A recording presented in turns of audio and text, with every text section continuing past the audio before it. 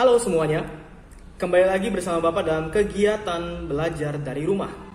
Hari ini kita akan belajar muatan pelajaran PPKN mengenai peristiwa proklamasi kemerdekaan Indonesia. Apa saja yang terjadi saat masa-masa proklamasi, lalu tokoh-tokoh yang terlibat, bagaimana, itu yang akan kita pelajari hari ini. Baik, tanpa menunggu lama lagi, mari kita mulai. Jadi, bagaimana awalnya bangsa Indonesia dapat memproklamasikan kemerdekaannya sendiri? Untuk mengetahui cerita ini, kita harus mundur dulu ke belakang ya. Pada tahun 1945, ketika Jepang masih menduduki Indonesia. Nah, pada tahun tersebut, Jepang juga sedang berperang dengan negara lain dalam Perang Dunia Kedua ya. Ini akan kalian pelajari nanti di tingkatan selanjutnya. Nah, saat itu Jepang posisinya sedang terdesak. Nah, namun Jepang tidak ingin melepaskan wilayah jajahannya ya, Indonesia, begitu saja. Jadi, Jepang berencana memberikan kemerdekaan kepada Indonesia agar Indonesia ini memiliki hutang budi pada Jepang. Begitu ya. Jadi setelah merdeka mungkin nanti bisa membantu Jepang atau semacamnya begitu. Nah, pada tanggal 6 dan 9 Agustus 1945, ini dua kota di Jepang, yaitu Hiroshima dan Nagasaki, dijatuhi bom atom oleh negara lawannya ya, sebutannya negara sekutu. Ini kumpulan dari banyak negara. Sehingga memaksa Jepang untuk menyerah tanpa syarat pada tanggal 15 Agustus 1945. Jadi setelah dijatuhi bom atom, akhirnya Jepang menyerah tanpa syarat. Nah, berarti Indonesia ini sedang tidak dijajah oleh siapapun ya. Sedang tidak diduduki oleh siapapun. Oleh negara apapun maksudnya. Jadi kosong, tidak ada yang menguasai. Nah, berita kekalahan Jepang ini didengar oleh Sultan Syahrir. Tokoh yang pertama kali mendengar berita kekalahan Jepang. Akhirnya Sultan Syahrir ya namanya. Ini memberitahukan kepada golongan muda atau para pemuda ya, para pemuda. Dan akhirnya golongan muda ini mendesak Soekarno dan Muhammad Hatta untuk memproklamasikan kemerdekaan Indonesia secepatnya.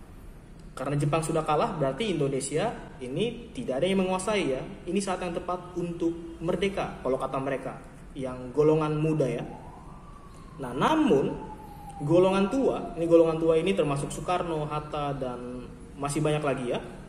Ini menolak untuk terburu-buru memproklamasikan kemerdekaan.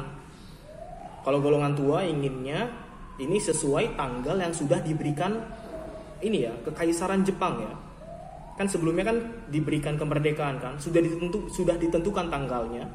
Nah, jadi golongan tua ingin mengikuti tanggal itu. Sedangkan golongan muda ingin secepatnya. Begitu ya. Nah, melihat hal ini, golongan muda ini sengaja ya mengasingkan atau mengamankan.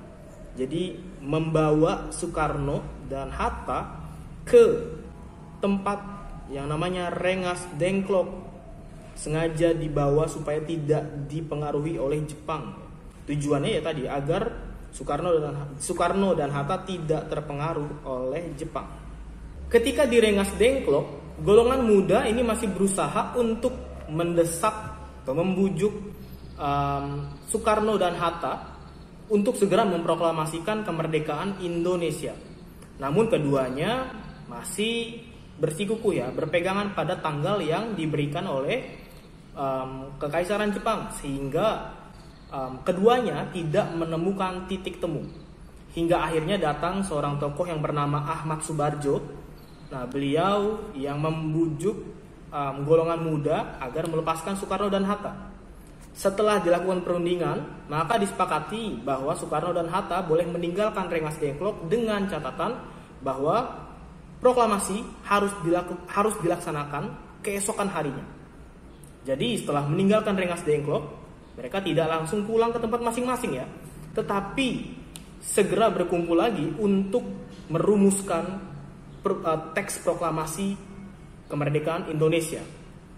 Nah, tempat yang dipilih untuk merumuskan teks proklamasi adalah rumah dari Laksamana Tadashi Maeda, atau dikenal dengan panggilan Laksamana Maeda ya.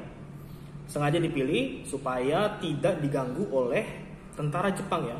Laksamana Maeda ini juga salah satu tentara Jepang, namun berpihak kepada Indonesia, begitu ya.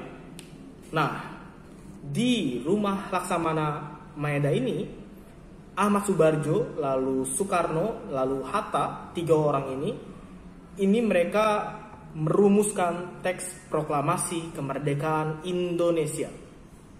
Setelah rampung, setelah jadi teksnya, diberikan kepada Sayuti Melik agar segera diketik ya. Sayuti Melik ini seorang jurnalis. Nah, setelah selesai diketik oleh Sayuti Melik, teks tersebut yang nantinya akan dibawa untuk dibacakan saat proklamasi. Setelah perumusan teks proklamasi, selanjutnya dilaksanakan pembacaan teks proklamasi pada pagi harinya ya. Tempatnya di halaman depan rumah Insinyur Soekarno di Jalan Pegangsaan Timur nomor 56. Nah, acaranya dimulai jam 10 pagi dengan pembacaan teks proklamasi oleh Soekarno. Sedangkan Muhammad Hatta mendampingi ya. Nah, setelah dibacakan teks proklamasi, selanjutnya dikibarkan bendera merah putih yang telah dijahit oleh Ibu Fatmawati, istri dari Insinyur Soekarno. Nah, bendera merah putihnya ini dikibarkan oleh 2 orang ya, yaitu Suhud dan Latif. Mereka berdua ini sama-sama anggota prajurit ya. Nah, setelah bendera merah putih dikibarkan, selanjutnya dinyanyikan lagu Indonesia Raya. Setelah itu acara proklamasinya atau acara pembacaan teks proklamasinya selesai.